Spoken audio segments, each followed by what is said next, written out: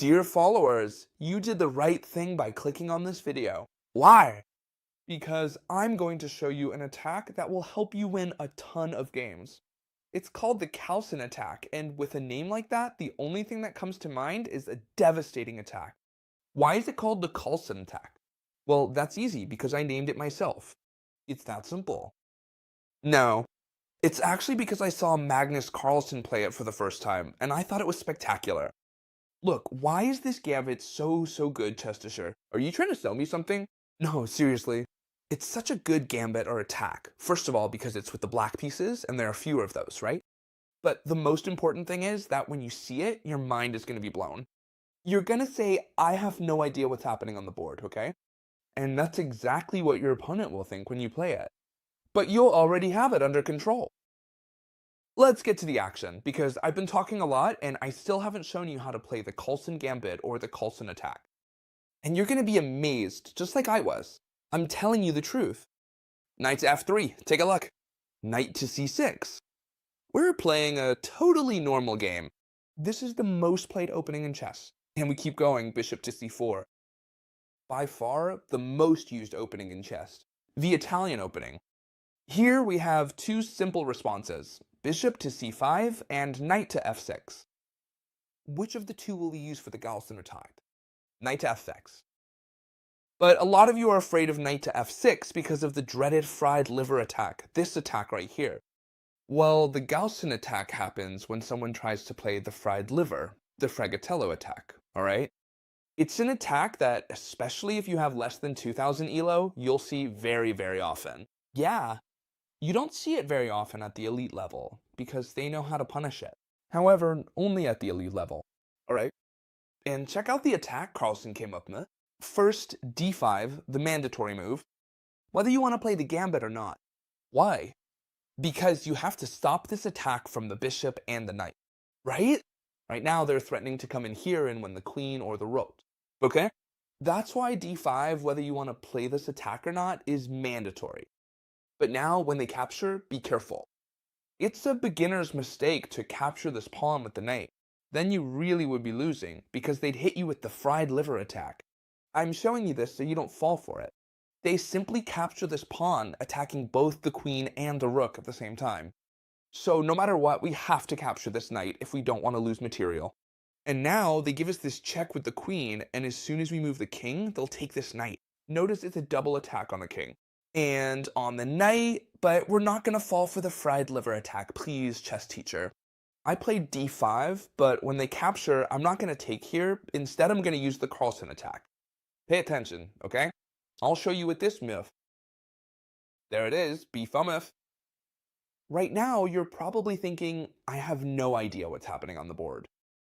At this moment, there are so many attacks coming from here and there that I don't know what's going on. You attack me, I attack you, and there are even more attacks. Well, that's exactly what your opponent will be thinking when you play this. Especially in fast games, they're gonna run out of time or make a bad move. Alright, now pay attention to this. There's only one good move here, and I'm telling you, it's impossible. I'll say it again, impossible for you to know it.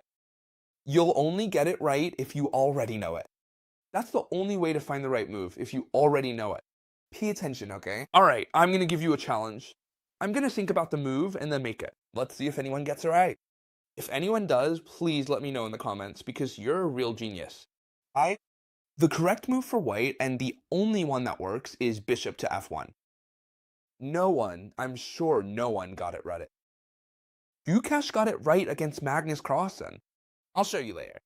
But first, let's see what happens if they don't play bishop to f1. What's the most common thing to do that they don't play it? What's the most normal move here? Sorry, this knight is here, okay? I'm getting a little bit crazy here. They're hitting us with the fried liver attack. I'm sure more than one of you noticed and was getting nervous. Don't worry, I noticed. Live mistakes. It can happen. They're attacking us here. Alright, we played d5. The most common thing is that they capture this pawn. Right? Look. Now they're pinning this knight, which is being attacked by this pawn. We have to capture this pawn. And we have two options. With the knight or with the queen. Notice one thing. Capturing with the knight would be a huge mistake. Why? Because after capturing with the knight, bishop takes knight check, and they'd take our rook. So we're forced to capture this pawn with the queen. And now look at this. This bishop is under attack and has already lost 2 moves, 1 and 2. That's why the most common and best move for white, if they don't want to waste more time, is to take this knight. Also, the other possible move, if not taking the knight, would be to go back here. Because we're also targeting this square with the queen, do you see? So we're putting on pressure right from the start. Let's look at 2 unique good moves. This one, which would be way too passive because you'd be wasting a lot of time, and the most logical is to capture this knight. So here we have to take here. The game can continue however you like, castling for example, and now we're going to take advantage of the open lines and gaps we've created to attack with a lot of force.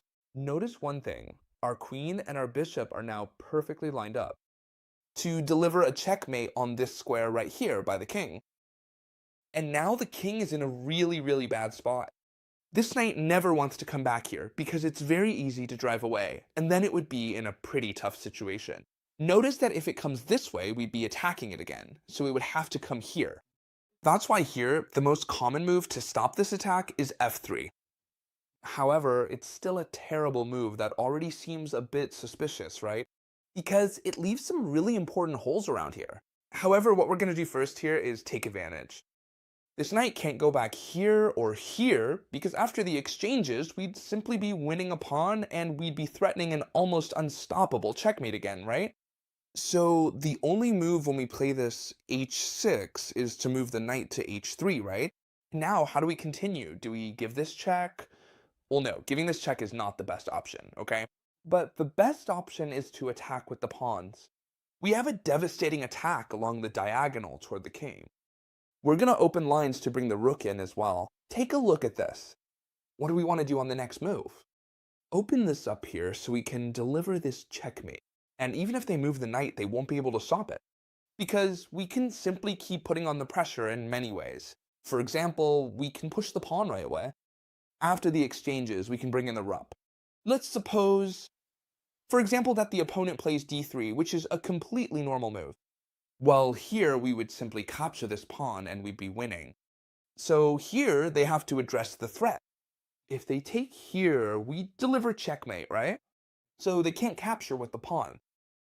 If they capture with the knight, they'd lose the knight because we'd take with our knight and they couldn't recapture since it would be checkmate. As you can see, the attack is just too overwhelming. If they somehow manage to defend it, it's easy. We bring in the rook and add another rook to the attack. They're probably going to have to give up material, and if you're worried about your king being in the center, you can always castle queenside, and it will be a pretty straightforward position to play. I'm telling you, your king will be very safe castling long. Still, I doubt anyone will hold out long enough for you to need to castle. You'll probably end up checkmating thanks to the pressure from the file and the diagonal. Alright, and if they allow us, for example, take a look. If there's a queen exchange, like I mentioned, we play here and they play something odd like d3 and we capture. If they want to trade queens, we can do it without any problem because our attack is still going to be super strong. We trade queens, no problem. Why? Because now, look at the incredibly powerful diagonal of the bishop and the super strong file of the rook. Check with the rook, they have to move. They can't come here because we would just pin and this knight would be lost, so they have to go here. And simply with the bishop, we would deliver this tremendous and delicious checkmate, since the king can't escape thanks to our rook. So let's review this lightning attack. Knight to f3, knight to c6, bishop to c4. You know, the most popular chess moves, the Italian opening. We play knight to f6 without fear of them playing the fried liver attack, the fried liver attack. We play d5, and when they capture, that's when we launch the Carlsen attack. With this powerful move right here, we attack the bishop, they attack our knight, and what did we just see? Well, first they explained to you that the best move was bishop to f1, which is really hard to spot. But don't worry, I'm going to show you how to play if they go bishop to f1, which maybe happens 1 out of every 100 games, okay? We just saw what happens if they capture this pawn here. We simply recapture with the queen and set up the attack over here, remember? If not, you can watch the video as many times as you need. It's totally free. That's why I'm sharing it with you. Let's see what happens if they play a very popular move as well, which is, well, you attack my bishop and I attack your knight. I take your knight and you take my bishop. What should I do here, Chessteacher? Should I take that bishop? Of course, absolutely. If we don't take that bishop, we'd be down a piece. However, has our attack ended, Chessteacher? No, the attack is still on. For example, let's continue with any move from the opponent. What matters to us is what we're going to do. First, we want to drive out this knight of our opponent's. If this knight leaves before we drive it out, even better. But if not, we'll drive it out ourselves. Now, if it comes here, look at what a bad move that is. We could directly open up the castling by making this exchange here. We trade a bishop for a knight, and let me tell you, this king won't last long on this open diagonal, on this open file. So this knight has to come here. It doesn't have any other square. And I'm sure all of you are already seeing this move right here. We push the pawn forward to put a lot of pressure. This knight doesn't want to go backward or over here. Here it would get lost, and going back is just too sad. So they try to come to e5 while threatening this pawn. Alright, up to this point, everything is pretty normal. Notice that this might look complicated, but it's actually quite standard. We simply attacked the knight, it had to move. We looked at the other options, but concluded this was the best one. And then, after advancing, we saw again that the best move was to come forward here while attacking this pawn. Are we going to defend it? No? Alright. We're not going to defend that pawn. Instead, we're going to gain the initiative. What's the move to gain the initiative in this position? Well, the move is bishop to e6. An extremely good move, which first attacks this knight, and second, puts pressure on the opponent's castling with an X-ray attack. Pay attention, here the best move, or really the only one that seems to save them, is to capture this pawn here. They win another pawn, 2 pawns up, they attack the bishop, but at this point we're already winning. With an extremely good move that I'm sure all of you have already thought of, which is bishop takes h2. Check. We sacrifice the bishop, the Greek sacrifice, and here, notice that we're already winning. They have to capture this bishop because if they don't, the consequences are exactly the same or even worse, and then we jump in with the knight to give check. Notice something. This knight can't be captured by the queen because we have this bishop that still hasn't moved but is doing a fantastic job defending the knight from its starting position. So check to the king, he only has 4 options, okay? And we're going to look at all of them. If he comes this way, we simply deliver checkmate in 2. Check, and then checkmate. Alright? 1. That's it. That's checkmate. Let's look at this one. We simply do the same thing, bring the queen over, and checkmate is inevitable, because no matter how much they try to escape this way, it's still mate, since the knight is covering this square here. So why do they come here or here? It's checkmate in 2 moves. Now, if they move forward, that move would be a huge blunder. Why? Because it puts itself on the same diagonal as the bishop. Look, and what happens if it ends up on the same diagonal as the bishop? That simply means there are discovered attacks. If we move this knight away, we give a check with the bishop. So we deliver this double check with the knight and the bishop, and we also attack the queen. When the king moves, we can capture the queen. And we'd have an extra queen totally for free. We would win the game very easily.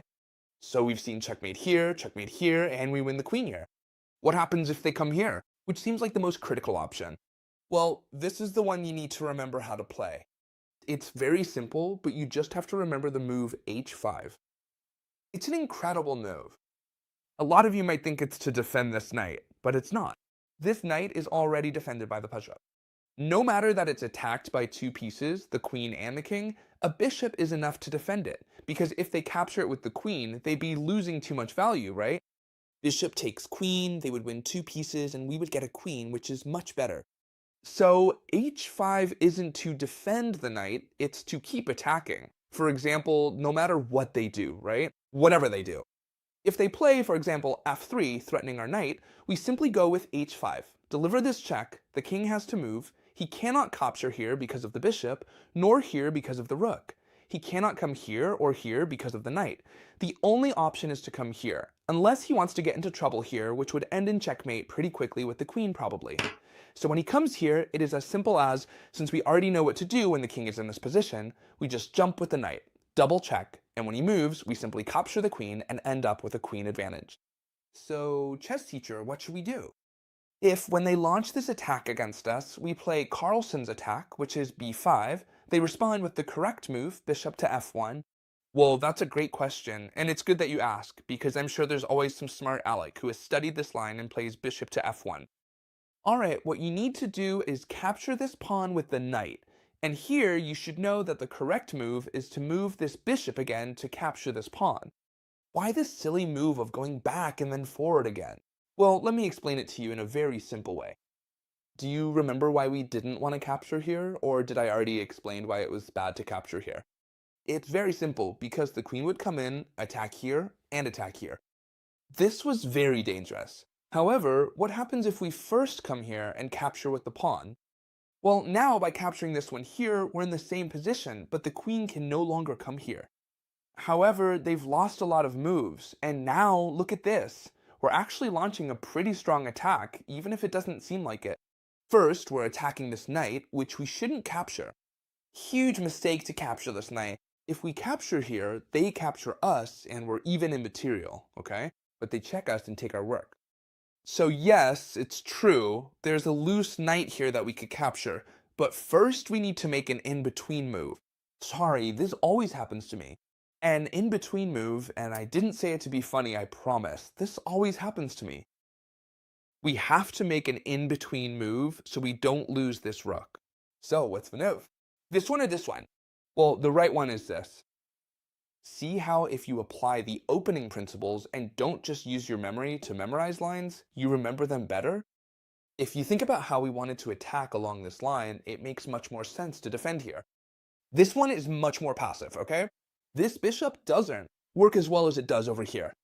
So normally you would bring it over there, and now they can keep attacking us. That's true. Check out what an interesting move this is.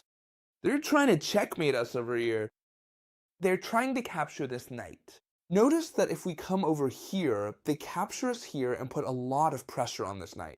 And they also put pressure here. So what happens then? Let's set this up right. This goes here, this goes here. What happens? The attack from the white pieces is just too strong right now, isn't it? What do we need to do in this position? We have several ideas. The main one I recommend is to defend with queen to d7. That's the main idea, okay? You have to remember, don't take this knight, alright? It's a recommendation. Don't take this knight, because simply, if they've played up to this point with bishop to f1 and all that, they know the line well. Don't take that knight, because you'll probably end up in their territory. We play queen to d7, we defend this knight, we defend against mate, and we're not down any material, alright? Notice, well, we're a pawn down, sure, but that's what gives us this massive attack with the bishop. More development, alright? It's simply a gambit, a pawn for much more initiative, okay? So just play like this. Stay calm. That's what you should do, alright? Don't play into their game. That's my recommendation, okay? For example, let's keep looking at this game. They play knight to c3. They're attacking us here with a lot of pieces. But notice that our pieces are so well placed that we can attack very easily. In this case, check this out. We bring the knight here to deliver the spectacular double attack. We hit a double attack on the king and the rook. And not only that, be careful, because in the future, once this bishop is gone, we can move this knight and launch a discovered attack on the queen. Our pieces are really well placed. How do they defend against this double attack? Well, notice that in this game, they do it with the bishop. It makes a lot of sense. They keep this bishop on the same diagonal as the queen and king, and come to defend the square, which was a double attack with the knight on the king and rook. Importantly, this knight is bothering us here, right? Let's drive it out. Where can it go? Well, the most normal move is for it to come here. It could come here, but that would be way too passive, right? So this e4 square looks much more tempting. What did I explain to you? Where are we going to castle? King side or queen side? Normally we'll castle queen side. Why? We place this rook on a file where it can put pressure with the queen, and we have a clear path to attack on this flank with the rook. Alright. White does the same thing we did, attacking this knight, and attacks ours, since it's really annoying. You just move back here, it's on a good square and nothing happens. If this knight is captured, we recapture with the queen. Absolutely nothing happens. Also, they've actually helped us a bit here because we're no longer pinned by the bishop. It's true that in this game, very cleverly, the white pieces place their bishop attacking the queen again. The queen has to move back to a square where she also protects this pawn, even though it's attacked by two pieces and can't be defended very strongly. But it's not a big deal because we're not too worried about them taking this pawn. Besides, they'd actually be opening lines for us to attack the king with our rooks. Sometimes it's more important not to take a pawn, because we know that taking it would actually make things even worse for us, right? The white pieces, well, they move the bishop back here to attack the queen again. See, what did I tell you? We've castled long, so we can attack on the king side. Look at what a beautiful attack this is, huh? If you're enjoying this, please. Now you're going to see how it ends because we're almost finished. I hope you're enjoying it, okay? Leave me a nice like. We attack this knight here. It has to retreat, so it moves back here to protect its king when it castles. We push our pawn here. Look at our position. It's fantastic, even though we're down a pawn. They try to open up the bishop, but it doesn't have much of a future, you see. It can't go anywhere. We bring our queen here, placing it on the same diagonal as the king. They block with the knight before it's too late, but notice how well coordinated our pieces are. We jump with the knight to to d4, and now this knight is exerting tremendous pressure. It attacks the queen and also the knight that was defending the pin on the king. Well, they have to capture here before it's too late, but now we bring in the rook, and the attack is just too strong. They attack our queen again. Well, they can be as annoying as they want because check out this move right here. You're gonna be amazed, and that's why I chose this game. The move black played here was queen takes bishop, giving away the queen. Spectacular. Why? Because look, now we can capture theirs. After the capture, we can take theirs with the bishop, and we're in such a good position. They have two double pawns here, two double pawns there, an isolated pawn that's being attacked by the rook, so we're in an extremely favorable position. We recovered the pawn we were down and launch a double attack. This game is already going in favor of the black pieces. They defend against one pawn but can't protect the other, which is why the black pieces are starting to gain too much initiative. White no longer knows what to do, so they castle long to protect this pawn. The black pieces push their pawn to protect the rook, and when it's attacked by the king, they defend it with the pawn. Look at what a beautiful battle this is. White brings the rook here to try to force some exchanges, which is fine for black. Nothing at all happens. I'm going to win the endgame. Nothing at all happens, and now I also bring my king in. They come in with the rook, develop the bishop that they still hadn't developed, bring the rook over here to attack this pawn, and I simply defend it. I don't attack. One more important pawn is this one down here, which they have to defend. Now we defend it before they capture this pawn here. They bring the bishop over here, taking advantage of the fact that they haven't taken here to push the pawn, trying to attack a lot, but nothing at all happens. They bring in the king, capture here. It looks like we lose a pawn, but we're not worried. We're not worried about losing this pawn, because if they come this way, we could trap the bishop, and this bishop would be almost useless. It's much better over here. So black isn't worried, and brings in the king. You already know how important the king is in endgames. Sorry, first white plays, then black plays, and now yes, this bishop tries to go on the attack. They're simply trying to win that 3 versus 2, which is really a 3 versus 1.5 because black's pawns are doubled. After the capture, there's an in-between move. Now I said it right. e4 check. The king has to move, and look at this great position for black.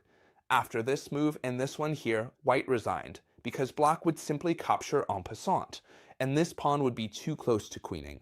Or they might even capture this one first and be very close to winning. Notice in this game that white played the correct move, but even so, why am I showing it? Because it's not hard to put pressure with black and make the right move.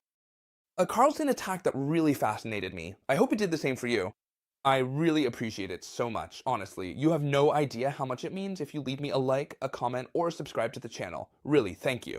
You have no idea how much you help me. If you do, I'll be grateful forever. I hope you enjoyed this video as much as I enjoyed making it, and I'll see you in the next one, friends. Goodbye.